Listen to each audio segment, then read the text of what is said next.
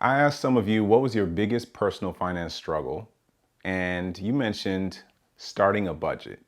In this video, I'm going to break down how you can do that so that you can focus on investing in everything else that matters in your life. Hey, what's going on? This is Maoli Voti with financiallypresent.com, your one-stop shop for financial and investment education. And today we're going to talk about overcoming the struggles with starting a budget. And if this is a struggle for you, odds are you just need a support system and you need a strategy to approach so that that support system has something to help you with, okay? Because we know that it's hard to get something started, but once you start, continuing is much easier, all right? I think back when I used to run track and my coach would always say, don't stop, don't stop. And I specifically remember the times that I did stop because I was just tired. It was so much harder to start again. But if you slow down, you technically haven't stopped. You can just speed up and get back to a more comfortable pace. Obviously, I'm not a distance runner, I was a sprinter, but either way, starting is the hardest part. And the more you stop, the more you have to do the hardest part again, start. So you want to make sure that when you do start something, you just continue because it's going to be much easier. So I have 3 tips that can help you with this issue of starting a budget. And it's helped me, it's helped many, many people, and I think it's going to be very valuable to you. So step 1, I want you to use a budget spreadsheet, okay? Something very basic. I don't want you finding some crazy Excel spreadsheet with some pivot tables and all these other different graphics and stuff like that. Most of it is not necessary. You need a basic calculation to figure this out. And I have a free budget spreadsheet you can always use or use someone else's, it doesn't matter. You'll be able to find mine in the link below. But for this particular activity with starting a budget, I want you to spend no longer than 15 to 20 minutes doing this. Because the most important part for you right now is figuring out the difference in your spending, what you think you're spending versus what you're actually spending.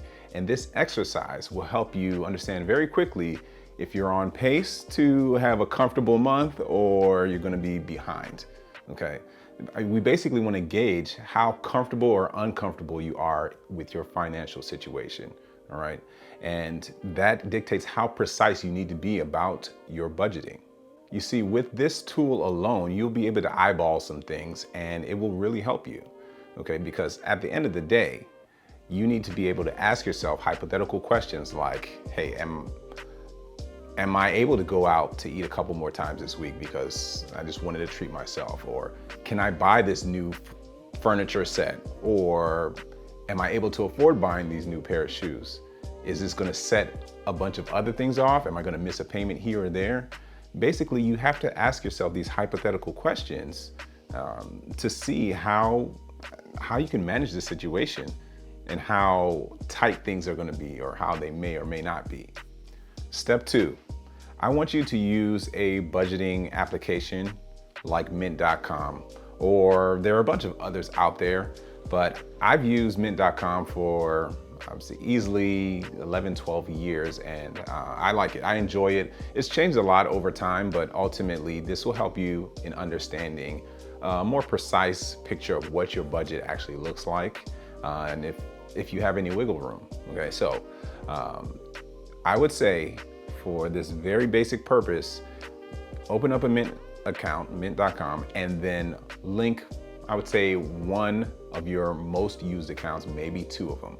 So for example, if you know that most of your transactions occur through your credit card and your checking account, pick between one of the 2 or pick both and link them to your mint.com profile, because what this is gonna do is give you a picture of what you're spending, what it's going towards, the specific categories. Is this something that you budgeted for? Is this something that you didn't?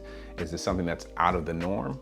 Because what Mint will do is proactively tell you, hey, you're on pace to meet this goal, or you are behind on saving $1,000 over the next 3 months. You know, you can set specific goals and track them real time as you spend.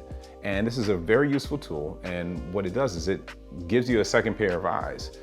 as far as I know, the site's always been very secure. Again, I've been using it for over 10 years and I haven't had any particular issues. So ultimately, something like this can be very useful for having an extra, a hyper-focused vision on your finances. You do have to make sure you are giving yourself time to digest the information you're getting from mint.com or any other app.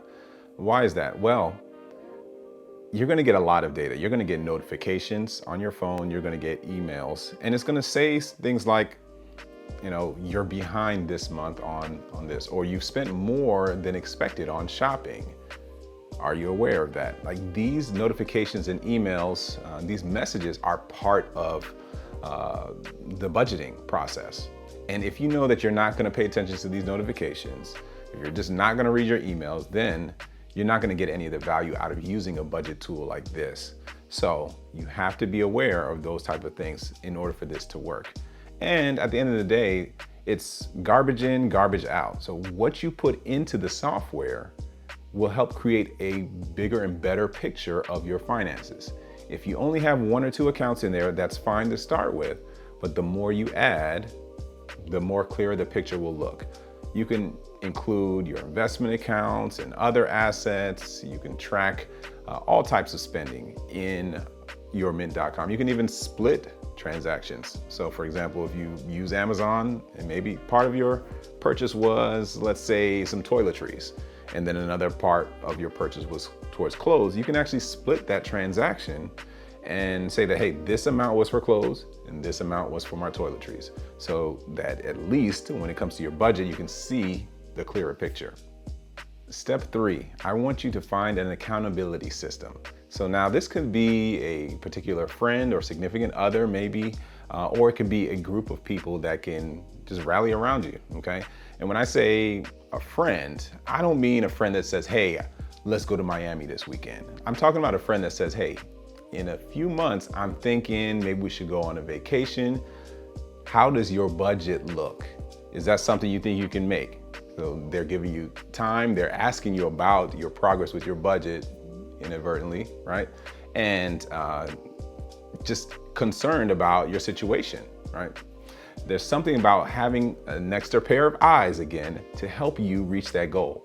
An accountability system ensures that something gets done. So if you don't have that, this isn't going to go anywhere, right? So you have to have a bigger reason, something a little bit bigger than yourself, right? So maybe it's a friendship, a marriage, or some type of goal, right? But then someone to help you in making sure they see you through that goal, okay? And if you're looking for a group, you would probably want to find a financial coach or someone that hosts a group of people that are like-minded, people that want to succeed in these goals, because I tell you, you're going to need some people to help cheer you on. Someone or a group of people that's going to say, hey, you know, they're going to clap for you when you said that you just paid off your credit card or you finished paying your student loans. People that will help you celebrate those type of things and make sure that maybe if there are some financial pitfalls, they can help you avoid that. Because at the end of the day, the community is stronger than the individual. In summary, if you're having trouble starting a budget, it may mean that you just need to shuffle around the people that are in your circle and filter in people that are focusing on that particular goal. In fact, to reach any type of goal, you want to be around people that will help you with that. Okay, so, or it just means that you need to bring additional people into your ecosystem to build that support system. That way you can meet that goal. There are many ways to budget. And in fact, budgeting is nothing more than spending with intention.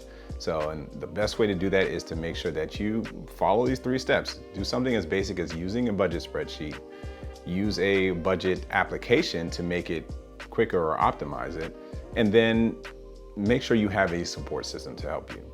It sounds simple, takes a little bit of work, but once you start, I promise you, things will be a little bit better. If you like this video, feel free to stay tuned for additional personal finance struggles that we're going to overcome together. I want you to make sure you also like and subscribe to this video, hit that subscribe button and turn on notifications so that you don't miss out on future content. And until next time, stay present.